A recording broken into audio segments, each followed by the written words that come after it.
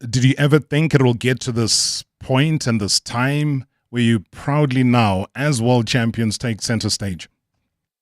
Well, Robert, what's interesting is I think you all recall in 2017 when we took on this property as F&B is that we had never done pinnacle sport sponsorship. But I think what we all understood and appreciated is at the time was that there was nobody that was backing the box.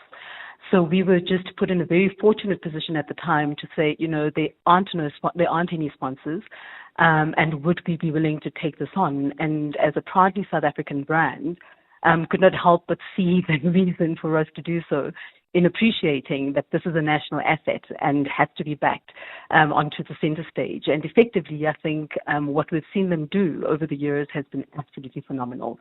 And I think it certainly has paid off for us as a brand in terms of the ability for us to really partner and leverage to the extent to which we build our brand. But most importantly is that we've backed them and seen them realize their potential in terms of being the global players that they now are. A couple of things that I picked up though when it went to themes, a couple of themes that I picked up on your announcement, such as the, supporting sports development, specifically grassroots to greatness. Tell us a bit more about that, the double G. Yeah, so that's our sponsorship strategy platform. So I think, our core brand tenet as F&B is help. We talk to how can we help you. And where grassroots to greatness comes in is that, we do believe that it's important for us to provide platforms for either previously disadvantaged or talent that would typically not be recognized. So we've been involved in youth development sport through our Classic Clashes program. It's been on for 23 years now. And effectively, I think in terms of what Classic Clashes is it provides a platform for young, call it talent, whether it be it rugby, netball, hockey, football, to have a platform that they can actually leverage and appreciate their potential, which then essentially enables them to be recognized and to build their careers in sport beyond, I guess, what they would have ever potentially appreciated, right? So if we look at the involvement that we've been in, we talk Classic Clashes 23 years. We've been in what a lot of people are familiar with and is currently being televised and on air, which is the Varsity Cup program, which is essentially the universities that play across rugby across the different institutions. We've been involved since inception, 17 years ago, and what's been fantastic to see is that, the work that we've done in creating this development at a schools level into varsity is that we've had about 147 players that have come through our Classic Clashes program into Varsity Cup, and in turn, 60 of them have actually played for the Springboks team. And I think what our intention there has always been to ensure that, we're creating a platform for the talent to be recognized and to be identified. But most importantly is the transformed team that you're now seeing at the back of the institutions that we've brought in that were typically not part of such programs or had access to such programs, so to speak. So it's certainly, I think the years of investment has certainly paid off for us, and I think we can sit back and say we're very proud of the help that we've been able to provide to society and communities. Oh, those are staggering numbers. In fact, very, very determined F&B to stick it out. I've watched the F&B sponsored Varsity Cup for many, many years. And I'm always in awe of the support and the supporters that are there every time. And I always think back to Francois Pinard and his crazy idea, as he called it back then. But to see it grow and to see, former varsity rugby players become Springboks and represent the country has been something to marvel at. And I'm glad that you highlighted because there's got to be something that prompts a decision to become a principal sponsor of the Springboks as well, which is what a lot of people have been asking. Did it take long for pen to paper to be put down? Not. Look, really what this is I think further cementing the type of partnership that we've been able to, I think, play out with SARU, South African Rugby. Essentially, I think what's been fantastic is just appreciating that, while there's a sponsorship relationship, it has to go beyond. There are capabilities and skills that we have as a business, being a bank, F&B, and essentially appreciate that we can extend those capabilities and skills beyond just the play that happens on the field. So which in turn, I guess, enhances what that play looks like, what the team makeup plays out to be, all the way through to appreciating the extended impact of the 15 players that would typically be on call it the field. So I think for us, Robert, when you look at a ability to partner in this sort, is we do appreciate that if we take women's sport, for example, there's a lot that still needs to be done. So we are the sole sponsor currently of the Springbok women team, for instance. And I think the help that's been required there in appreciating just what those women go through to play the game. I mean, we have a significant job to do as South African citizens, as South African corporates, to ensure that we are partnering with some of the talent to ensure that, they are getting opportunity at global stages and they really are recognizing their potential. So that is what this presents for us, is an opportunity for the talent that we have in South Africa to be recognized locally and to impact, I guess, not only just their families, but also society, and continue to drive the cohesion that we so celebrate when we see these teams play successfully. All right, before I let you go, and I know it's a busy evening for you, does F&B, for example, have a hand in developing other sporting codes at the moment? Absolutely. So we are continuing in our classic clashes. We've got the netball, the football, the rugby, the hockey that's currently underway. What we're seeing coming through quite strongly is the ladies coming through at a development stage of the football, which has been fantastic. And I think you'll see that coming through in terms of some of our teams, all the way through to essentially appreciating that, when you talk schools and development is what this opportunity is also presenting. So what I'm not sure is coming through clearly in terms of the communications is that, the South African rugby has now treated this as partnership throughout the entire ecosystem. So there's certainly the development rugby teams that we're also going to be partnering with, which is both male and female, and that is a huge, I think, opportunity for us to impact positively as a brand and to continue helping and driving our grassroots to greatness strategy. Are we ever, and you feel free, Faye, to whisper to me, are we ever allowed to hear how much is involved when these things are signed off? Oh, Robert, it's fair value. Can you say that? I think to the point earlier is that this team has had 2 successful World Cups. There's been, I think, an appreciation for the value that they've been able to create of the brand Springboks, and in turn, I think important for us to recognize that as South African citizens, but also as the corporates that would typically want to partner with them. So I think what I can say is that it is fair value. A true Chief Marketing Officer of F&B. Faye, great work you've been doing through the years, man. We see you, we recognize it. Major achievement here today. And thank you so much indeed for sharing this news right here on #MSW with all our listeners across the country. Thank you so much for having us. That's Faye Mfikwe, the F&B's Chief Marketing Officer, joining us right here on #MSW. I mean, it kind of makes you an Gwijo, doesn't it?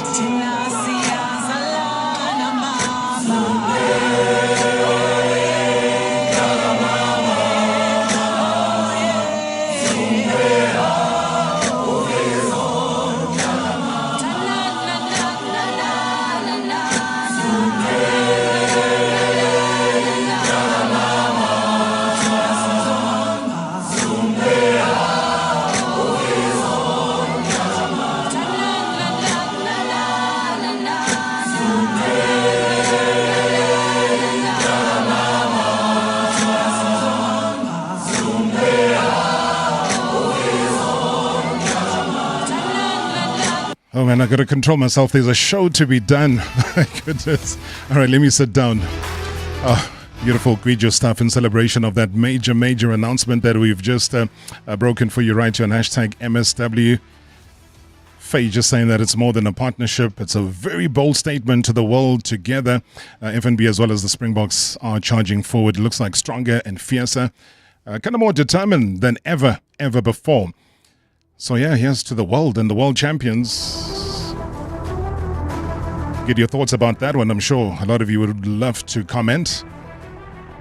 Talking about world champions, it looks like Bafana are slowly but surely chiseling their way through, determined as ever. They've now got 13 points from 6 matches in Group C, 5 points clear of Rwanda and Benin. I mean, both of them sitting on 8 points, bringing them closer to their first World Cup, guys, since their appearance back in 2010. And remember, then we were just, as hosts. But Coach Hugo has also cautioned the guys and says, hey, let's get the job done here. Let's not do any stupid things. Yes, we needed some time to make that group. In the beginning, when I was in South Africa, it was not so easy. First year was a lot of problems. But we went on looking for the right players on the right position. And we found them. And I think now we have a very good team. Even we can change players without being without a level decrease. I'm sorry. So that means that we are strong, and we have to be confident and not how can you say it? Not being afraid anymore of any else that plays against us. The only thing we have to do is hard working, like we did till now. Not thinking that everything is already done. We are in a good position now, but I think with the group that we have, and if we don't do stupid things, we are very close to a qualification for World Cup. Yeah, straightforward. As always, Hugo Bruce, let's not do any stupid things. We also try not to do those here on the show. That's why after the break, we're going to be going live to Kampala, going to be going live to Uganda. Also, look out, we're going to be heading off to Ghana.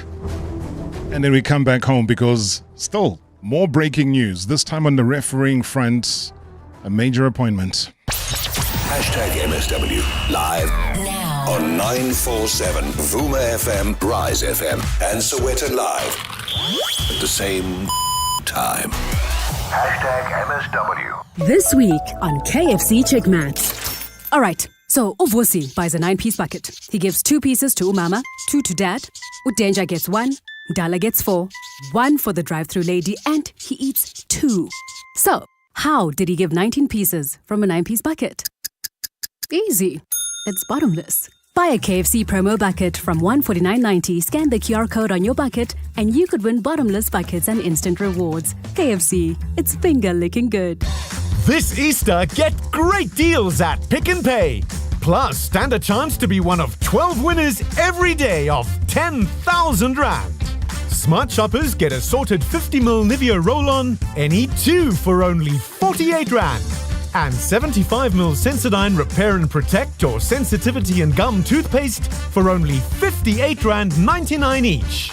Only at Pick n Pay supermarkets. Valid 24 March to 6 April. T's and C's apply. Just and an exit.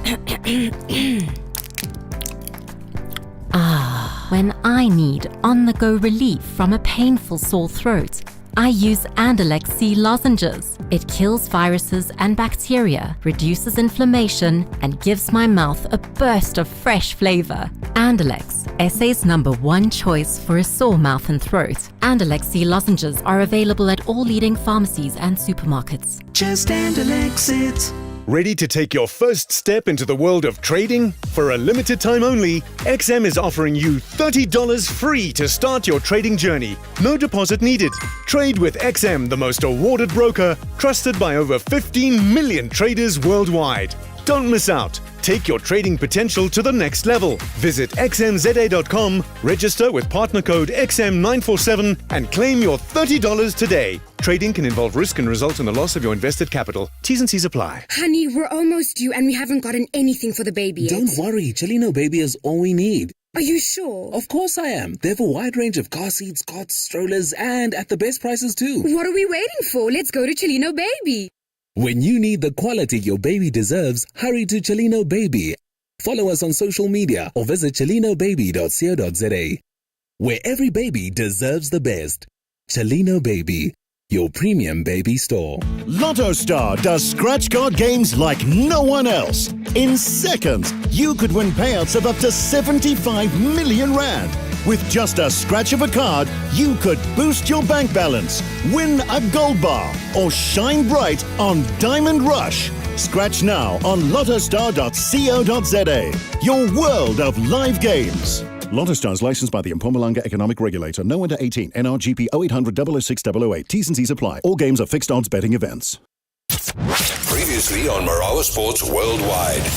Football journalist and broadcaster, live from Nigeria, Osasu Abunyemama Debo Mukwena is not playing. He's not in the starting lineup. What do we read from this? Well, it's quite clear that the South African Football Association are scared of getting into further trouble. I'm afraid that doesn't really solve the problem, because when you get 2 yellow cards, you have to serve an automatic suspension in the next eligible game. And unfortunately for South Africa, I don't know those who are in charge. I mean, I understand that you have a Vincent Secker as the team manager who should have kept his eye on the team records.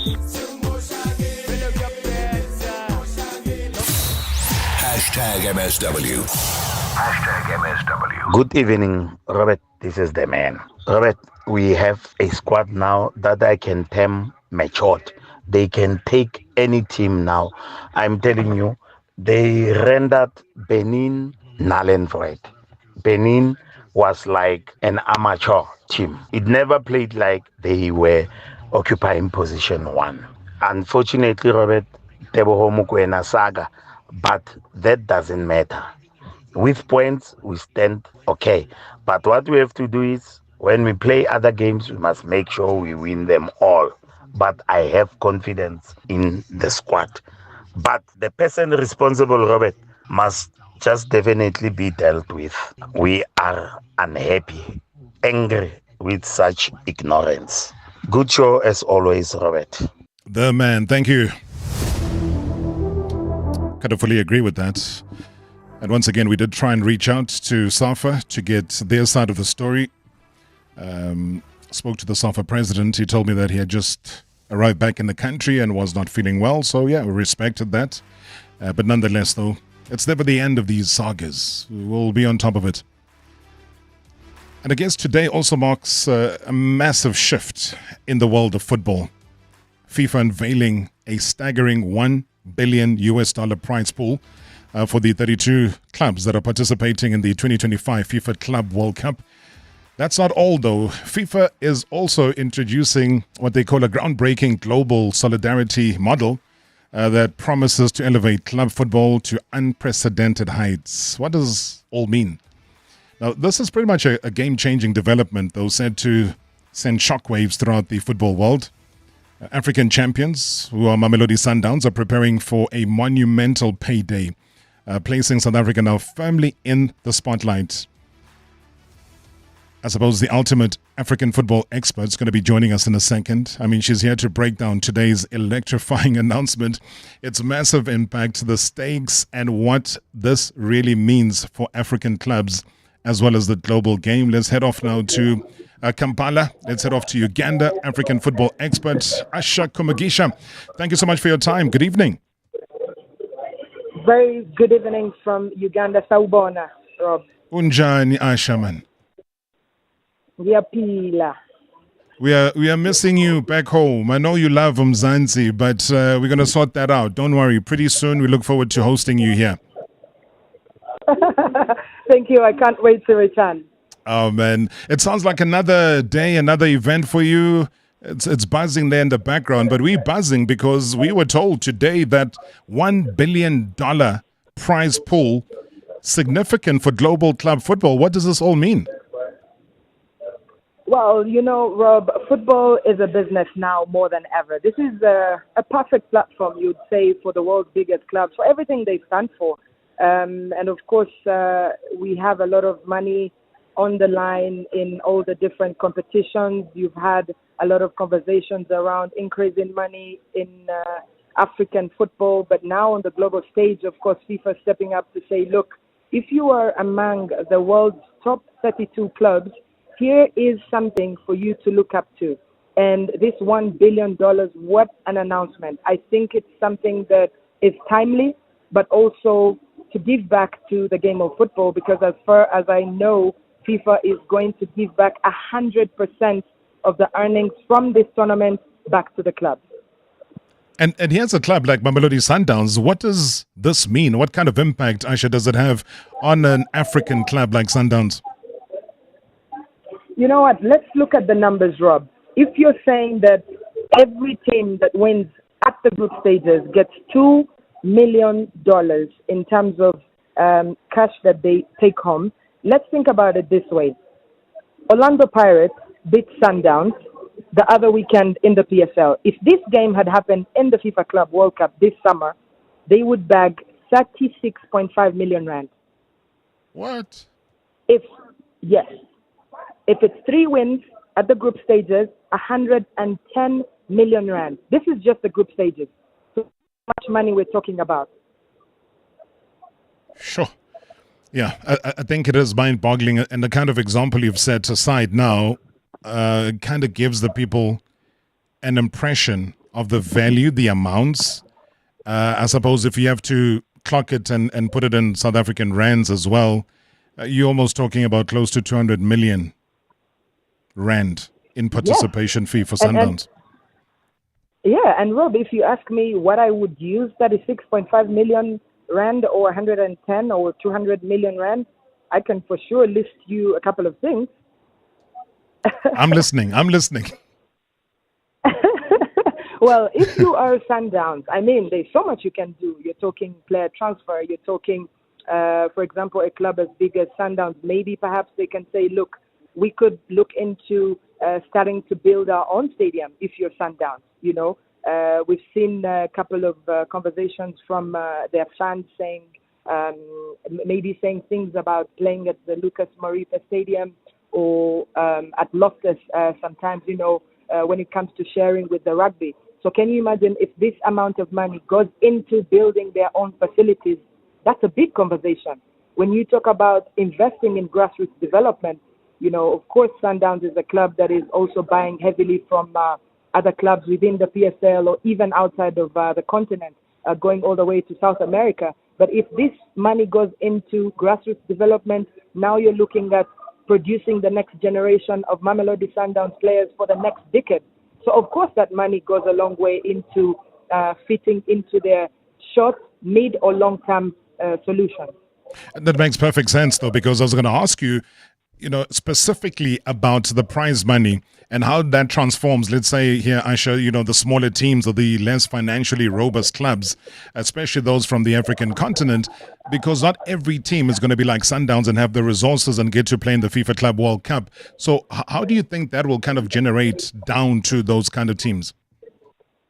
Well, I'll give you a straight example from the English Premier League. When you look back at the early 2000s or even the 90s, your big clubs were Manchester United, Arsenal, and Liverpool. But when Sky Sports elevated the money that they were giving every team that is participating in the Premier League, regardless of if they're 20th or first, that money has transformed these clubs. And the biggest example I can give you is, for example, Nottingham Forest. You know, they returned to the Premier League in May of 2022. And look at them right now chasing the title with the likes of Arsenal and Liverpool. Then you have your Brighton and Aston Villa. They're fighting in there. They are in the top 10. Meanwhile, your Manchester United, which was, let's say, very big at the time because of the money they had that they could buy the best players in the world, they're languishing in 13th place.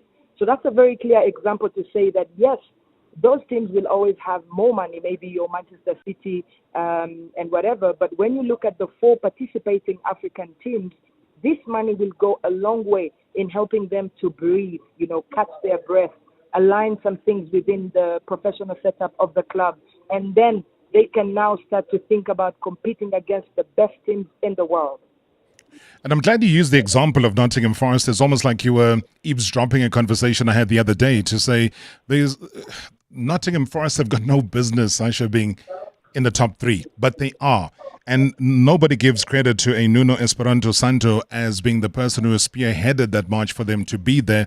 But my complaint was, had it been a Frank Lampard or even a Steven Gerrard, they'll be talking about it for days on all global networks. So that was my frustration. And when you use them as an example to say you are not going to be small or regarded as a small team forever, brilliant example because we are here in the world and we're seeing it. Yes, absolutely. And of course, Rob, that, for example, even if we look at our own personal experiences, you, for example, working at the 2010 World Cup, or you being at the 1996 AFCON when Bafana won that trophy at home, those two events, you can say, significantly changed the way that South Africans looked at football as a business and also as a game. So in very many different aspects, you're talking broadcasting, you're talking business, you're talking, of course, commercial aspects. So those things, when these teams go to the world's biggest stage, your Sundowns, when they go and play in Miami, when they go and play in Orlando, they are not going to come back the same. We have seen that for Bafana. When this current generation of players went to play at the AFCON in Ivory Coast last year, they came back and they were never the same. Now they're taking on teams and you can see that experience. It counts for everything. You don't buy that in the market. No, absolutely. I mean, you're looking at 32 teams here participating. Aisha, a personal opinion, how optimistic are you about African clubs showcasing their talent on this grand stage? Sometimes people talk about how you bring in European influence to help change. And yeah, Sundowns might be in that position, but their style of play hasn't really changed.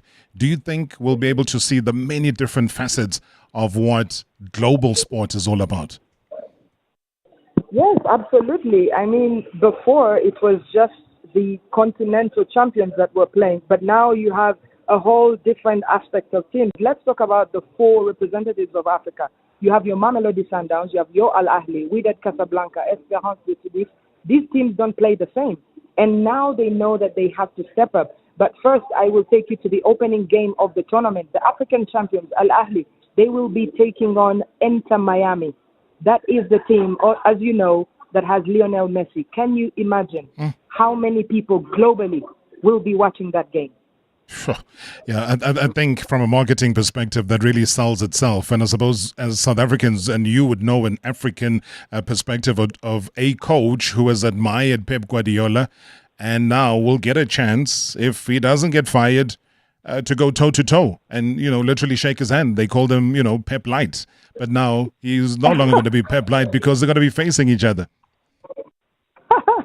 Absolutely. And I know you know more than me that Rulandi Mokoena always dreams of this moment, to be close to Pep Guardiola, who, as we've seen on his own social media in various interviews, that he wants to be like the man. But now, can you imagine a fairy tale story if Wydad Casablanca go and beat Manchester City? Sure. Or if Esperance de Tunis go and shock Chelsea? Why not? It's the world's biggest stage. Tell me about challenges, because there's always challenges ahead. Before I let you go, what are those challenges? I mean, do African clubs face, utilizing these funds effectively? People talk about squandering. They never use it for the right reasons. Like you spoke about owning stadia, making it your home, making it your base, forming academies and so on. Are those some of the challenges that we might face? I think that when you look at the four countries from which these four teams are coming from on the African continent, these are some of the top 10 biggest economies in Africa. So the understanding of football as a business is absolutely way ahead of at least the rest of the continent. And you've seen Al Ahly, for example, as a sporting institution. It is a religion. When you look at the Egyptian economy, how Al Ahly relates to that in terms of getting sponsorships, how they've launched their own stadium and other marketing and business perspectives, I think that, they're getting there. They are pushing that button and trying to be like their European counterparts. And I think that, for example, your Esperance de Tunis and Wydad Casablanca trying to play catch-up to Mamelodi Sundowns and Al Ahly. But at the end of the day, they are going to have to level up, because that is what is demanded by FIFA for them to play at that level. I always say follow her on social media, follow her on Twitter, on X, at Aisha Kumagisha. She's in Uganda. She's in Kampala right now. Aisha, stay shining, man. Do the brilliant thing as you always do. Thank you so much. Thank you so much, Ngiyabonga. Ngiyabonga kakhulu. Thank you very much indeed. She's our daughter. She's an African football expert, Aisha Kumagisha, joining us live from Kampala in Uganda. Always full of knowledge and insight. And what a way. Again, we're talking about facts and figures and a participation fee of 182 million rand. That's all I'm saying. You participate, you get that. Sits there on your lap. If you get through to the round of 16 and you start dreaming, you get to 137 million rand. And if that dream is not enough and you say, hey guys, we are almost there. Let's do this. Let's do it for our retirement. Let's do it for Hugo, whatever. Then you start dreaming big and you become a runners-up. Obviously, you would have lost in that final, but you still take home 547 million rand. But if they say you are the winner, and the winner is, you get 729 million rand. Good evening, Prop Makatsini Tsegwen. Ngifuna nje ukubonga iBafana no idlale kahle yenza kahle kakhulu. Engingakusho nje ngomuntu responsible for abadlali abathola amakhadi manje ukuthi aqoshwe. Angifuni sitho lesisimeni la sithi khona ukube asilahlekelwa ngo3 point ngabe siku World Cup. So kumele nje aqoshwe. Okugcina ngifuna ukuthinta I think ama legend wethu kumele ukuthi avume amukele ukuthi asadlala saphela isikhathi sawo. Okushiwo uTsovilakazi no Junior Khanya ngicabanga ukuthi beku unnecessary. Umdlalo odlalayo manje odlala ngendlela ekahle kumele ukuthi bancome kuphela. Great show as always.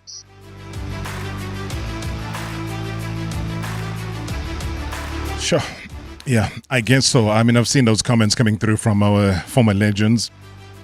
At times, I always reserve my comment because I would love it to hear directly from Tsovilakazi to say, listen, you believe you're better than Rele Mofokeng.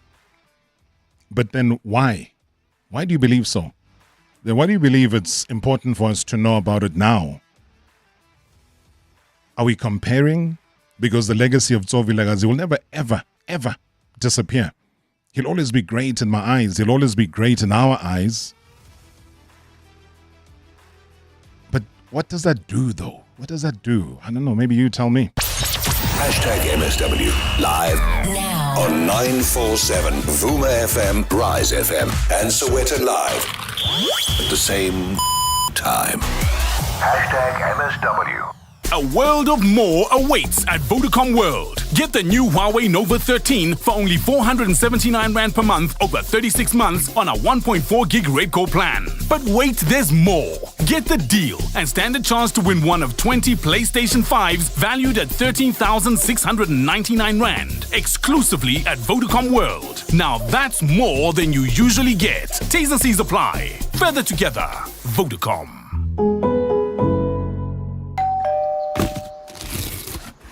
Yes! Yes!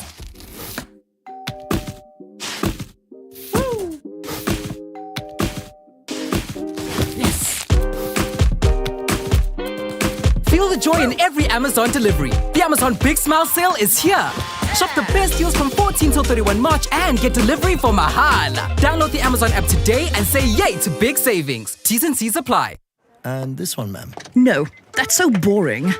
We need something special for the shoot. What about this? The ultimate statement. Sleek, powerful, and timeless. Now that's next level. The new GWM Jolien Pro HEV. I can already see the cover. The Haval Jolien Pro HEV. Get ready for all the attention. From 6,199 per month. Visit gwm.co.za for T's and C's and to book a test drive.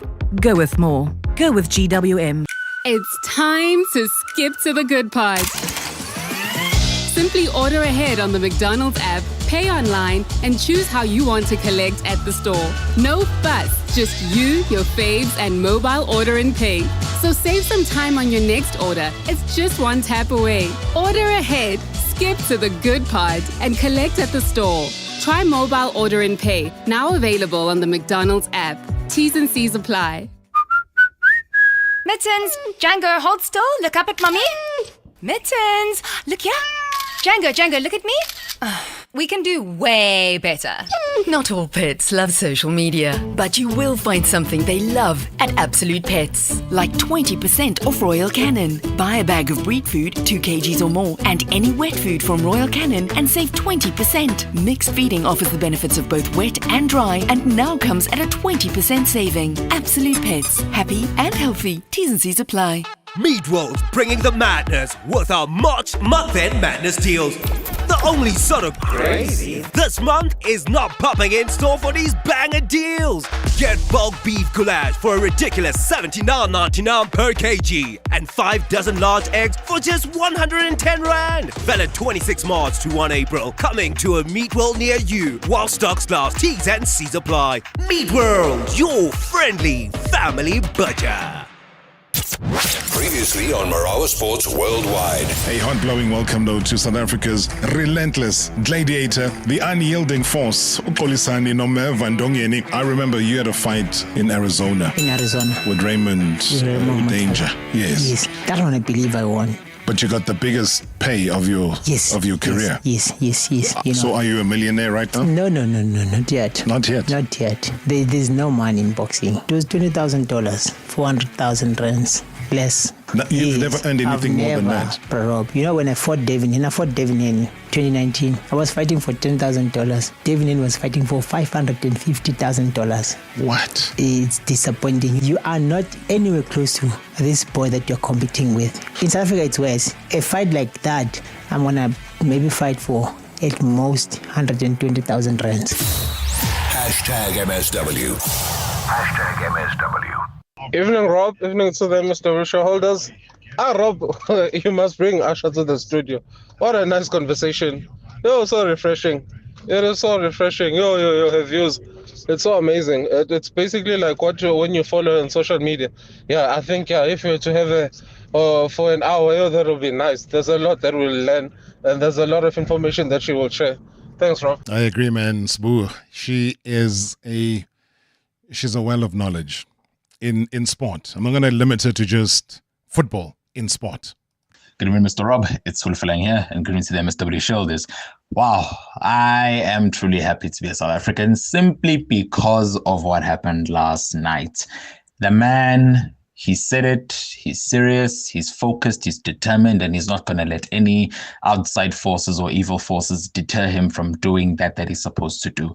Nobody had the faith and the belief that he was going to do it, but hey, the man's work is out there for the entire continent, or maybe for the entire world to see. So Coach Hugo Bros, job well done. Job well done to your entire technical team. Job well done to all the players that have been there, that have been selected by you as the coach, because now they are really fighting for the jersey. It's such a breath of fresh air to see Bafana players actually fighting for the jersey, and that performance in their past 2 games. In fact, since the entire World Cup qualifiers started, or maybe you can date back way before and look at the AFCON 2024, they are fighting for that jersey. And man, you can see the performances that they really perform like they mean it, because they want to be in the World Cup, and we want to see our country in that World Cup next year. So congratulations to the boys, really, really proud.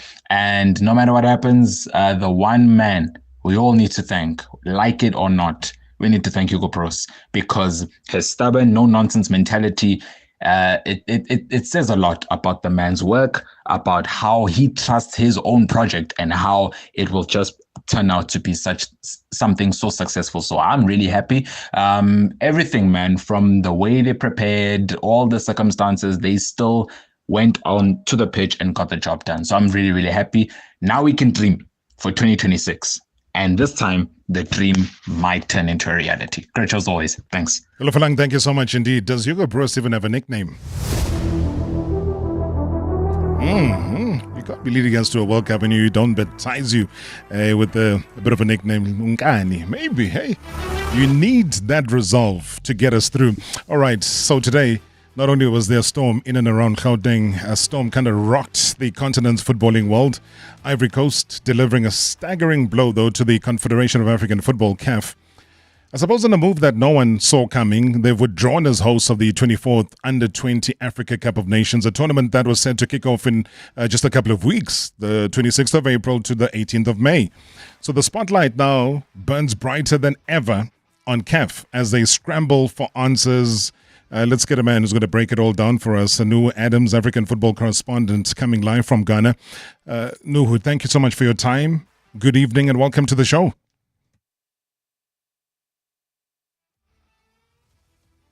All right, let's get Nuhu to unmute himself. He's all the way live from Ghana as we go worldwide in search of answers of this highly unprecedented move and what is behind it. And as soon as we get Nuhu on, yeah, I can hear a little movement and another one and another one. Hello, Nuhu. Rob. Yeah, good evening, man. I hope you can hear me loud and clear. What has happened here? Just briefly, give us a background of how we've ended up now with Ivory Coast saying that, no, they can't host anymore. It was last night that I started getting rumors of Ivory Coast withdrawing to host the Under-20 African Cup of Nations tournament. And this morning we decided to do more of the investigation. I started to speak with some top officials in Ivory Coast, and almost all of them confirmed that the government has decided that they can no longer go ahead with hosting the rest of Africa in the Under-20 Africa Cup of Nations, which comes as a shock to the rest of the continent. It's a shocker to CAF as well. CAF never expected this. So the story is confirmed. Ivory Coast is not going to host the Under-20 Africa Cup of Nations. That's deep. And are they compelling reasons, though, as far as your analysis is concerned, given the fact that when you started investigating, when you started making those phone calls, Nuhu, as early as last night, what do you say has led to the decision? Because people, you can say you're no longer hosting, but give them time to allow them to find a replacement. Well, I think the Ivorian Football Federation wanted to negotiate with the government to go ahead with hosting the tournament, but the government was blunt with the Football Federation that they can no longer go ahead with hosting the tournament. And per the information that I have, logistical challenges and then financial challenges are the compelling reasons why the government of Ivory Coast has decided not to go ahead with the tournament hosting. From the sources that I have, the government is still owing over 600 million rands to local suppliers from last year's African Cup of Nations that was hosted in the country. So in order not to pile up the millions of rands that they are owing these local suppliers, and the local suppliers aren't ready to also reach a compromise and go ahead to supply government with the necessary logistics and other materials for the hosting of the tournament. They've decided not to go ahead with hosting the tournament, and that's embarrassing. It's a shame. No, it is a shame. I couldn't have put it better. Nuhu. So what options, though, does CAF have right now to ensure that the tournament goes ahead as planned, because we're all expecting it to happen? Are there any potential host countries that are being considered? Yeah, we are still waiting for an official statement from CAF, which I think might not be coming anytime soon. But you look at the sort of options CAF is having. Clearly, Morocco will be the first option for CAF. If Morocco decides they are not in the good shape to host the tournament, then the tournament might delay. We will still have to wait for CAF to look for an option. But at the moment, Morocco is the only country that is ready and can host the Under-20 African Cup of Nations. Just the past World Cup qualifiers, Morocco hosted 12 different matches. And with the various stadiums they have, I think they are the best option. But we will still wait for CAF to decide. It is going to be very difficult for them. if Morocco is not going to step in and help CAF as they've been always doing, then we are in for an embarrassing moment as we believe the AFCON Under-20 tournament might not even come off if we are not getting a hosting country. Yeah, I mean it's strange that these things come after the major meetings that have happened at a CAF level. You know what I'm talking about. So we don't know what kind of wheeling and dealing could have been happening behind the scenes to talk about a withdrawal. Then we come in as a nation to come and save the tournament. I'm sure you've heard all of these things in the past before. Do you think that there has been some behind the scenes wheeling and dealing here where a certain country, I'm not going to mention its name, will then come out and say, we are here to save the day, give it to us? Well, I think by now CAF has started contacting their possible options, and by now they've started negotiating with those countries and then see how far they can salvage them from this kind of mess. But we will still have to wait for CAF.